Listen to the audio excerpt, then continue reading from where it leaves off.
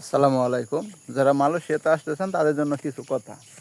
তো যারা মালয়েশিয়াতে খুলে গেছে গা, প্রায় মানুষ জানা গেছে গা। জানার পরে এখন যারা মালয়েশিয়াতে আবো তারা খাবো দাবো করে বই জমা দেবো, মানে তাড়াতাড়ি তাড়াতাড়ি বই জমা দিয়ে কবো যে আমারে যে কোনো মূল্যে মালয়েশিয়া নিয়ে পাঠাও। ওখানে কিছু কিছু লোক তো আছে এরকম যে টেহা লাগে 5 লাখ নেও, সমস্যা নাই, আমার নিয়ে খালি মালয়েশিয়া রাখো, আমি মালয়েশিয়া খালি গেলেই হইলো, আর কোনো কাম দেওয়ার দরকার নাই। তো এরকম মানুষের নিগাই আসলে সমস্যাটা হয়, যারা ভালো মানুষ কাম করার উদ্দেশ্যে মালয়েশিয়াতে আসে। তো সরকারের ডিমান্ড যতই হোক, আমাদের দেশের ডিমান্ড হয়ে যাবো 4 লাখ থেকে 5 লাখ 6 লাখ এরকম ডিমান্ড হয়ে যাবো। তো আমার জানা মতে মালয়েশিয়াতে লোক আমরা খুব কম, মানে ইদানিং ইন্দোনেশিয়া, তারপরে থাইল্যান্ড, তারপরে আছে নেপাল, শ্রীলঙ্কা, ইন্ডিয়া, প্রচুর লোক আনছে। শুধু বাংলাদেশের থেকে লোক আনা বন্ধ আসাল। তো বাংলাদেশ থেকে লোক আনবো সেই জন্য খুলছিল প্লান্টেশন সেক্টর। আর সেক্টরের না খুললে হারা নাই, তো খোলার পরে ওইগুলোতে লোক আনবো কিছু কিছু, কিন্তু খুব কম।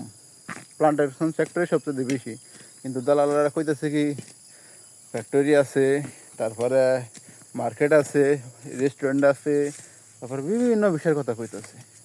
কিন্তু ওই যে বিষয়গুলো জমা দিব, তারপরে সব কিছু জমা দেওয়ার পরে যখন কাবু হ্যাঁ ঢাকায় যাবো, মেডিকেল সব কিছু ওকে করার পরে যখন সবাই জমা দিয়ে ফিরবো, জমা দেওয়ার পরে যখন ওই যে অ্যাম্বাসিতে বই দিব, পাসপোর্ট দিব, সব কিছু দিব, যখন তোমার ফ্লাইট, তখন একটা মিটিং হবো ওই যে রেকর্ডিং এজেন্সির নগে।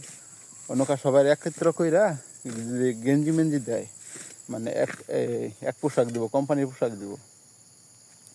তখন বলে দিব যে বাবাজিরা কারা কারা অন্য অন্য বিষয় কথাছ, যে একজনের এক বিষয় দিছে, নাম কই দিছে দালালরা, কই দিছে আমি তুই যাবো, তুমি যাবা ওই যে ফ্যাক্টরিতে, তুমি যাবা রেস্টুরেন্টে, তুমি যাবা মার্কেটে, আর তুমি যাবা প্লান্টেশনে, তুমি যাবা কনস্ট্রাকশনে, কিন্তু বিষয় কিন্তু একটাই।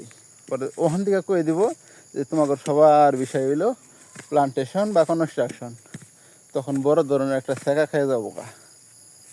তাই মালয়েশিয়াতে আসার আগে ভালো দালাল বা ভালো এজেন্সি বা ভালো অফিস দেখা পরে বই জমা দেবেন। শেখা খাওয়ার আগে মানুষটা চিনে নেবেন যে কার সাথে রিলেশনে গেছে আছেন, ঠিক আছে।